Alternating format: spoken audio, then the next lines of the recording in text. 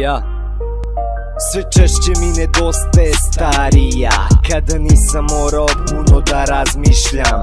Na starom kompu GTA instaliram, svaki dan je bio u potpunosti isplaniran. Iza doma golove sve zabijam, ako igraju stariji onda sa strane navijam. Kupim čokoladicu, simpatiju da šarmiram, a ljubav ko ljubav na kraju budem naivan.